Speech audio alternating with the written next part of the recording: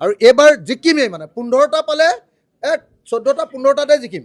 আব্দুল ৰছিদ মণ্ডল তেওঁ পূব গোৱালপাৰাত যেতিয়া উঠিব পৃথিৱীৰ কোনো মানুহ আৰু তাত নাই যে তেওঁক হৰুৱাব পাৰিব। আৰু এইবাৰ জিকিমেই মানে 15টা পালে 14টা 15টাতে জিকিম। এনেকুৱাকৈ ৰাজনীতি কৰিছোঁ। 15টা যদি পাওঁ চিট 14-15খন আসনত যাতে জিকিব পাৰোঁ, এনেকৈ ধৰণে কাম কৰিছোঁ। গতিকে আমি একদম টাৰ্গেট লৈ যিখন আসনত জিকিম সেই আসনখনকে বিচাৰিছোঁ। আৰু সেই আসনখনত আমাৰ একদম গৌৰৱ গগৈ নিজে কৈ দিছে লিষ্টখন চাই। মই যেতিয়া নাম দি দিলোঁ যে আমুকে জইন কৰিব আমাৰ ইয়াৰ পৰা আমুকে যোগদান কৰিব, তেতিয়া তেওঁ ক'লে যে আৰে আপুনি যিকেইটা আসন দিছে, মই 20খন আসন দিছিলোঁ তেতিয়া, যে এই 20খন আসনৰ ভিতৰত 20খন আসনেই আপুনি গুৰুত্বপূৰ্ণ দিছে, এটাও জিকিব নোৱাৰা কেণ্ডিডেট দিয়া নাই আপোনালোকৰ আসনৰ যিটো চিলেকশ্যন এইটো বহুত ভাল হৈছে বুলি গৌৰৱে মুকলিমূৰীয়াকৈ মোৰ সন্মুখত স্বীকাৰ কৰিছে। মই আপোনালোকক কৈ দিওঁ, আজি যদি চেয়াৰমান আলী ডাঙৰীয়াই যদি মন্দিৰা সমষ্টিত খেলে, তেতিয়াহ'লে আৰু পৃথিৱীৰ কোনেও তাত জিকিব নোৱাৰে।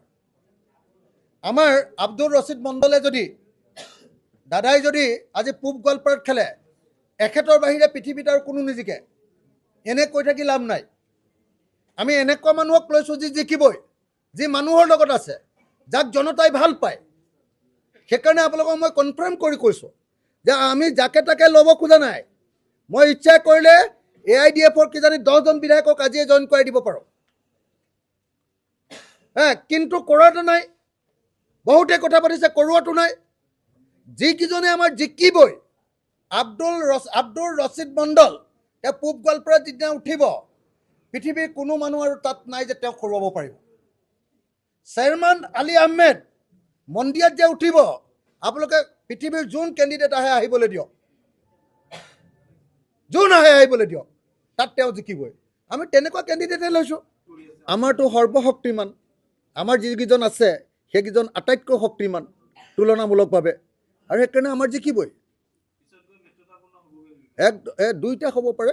যদি টিকেট দিয়ে ডাইৰেক্ট খেলিব, দৰকাৰ হ'লে মিত্ৰতা খেলিম, মিত্ৰতা খেলিলেও জিকিম, টিকেট দিলেও জিকিম, যি কৰিলেও জিকিমেই। আৰু আমি যাক জিকাবই পাৰিম আৰু যি জিকিবই তেওঁকহে আমি মাতি আনিছোঁ জইন কৰিবলৈ।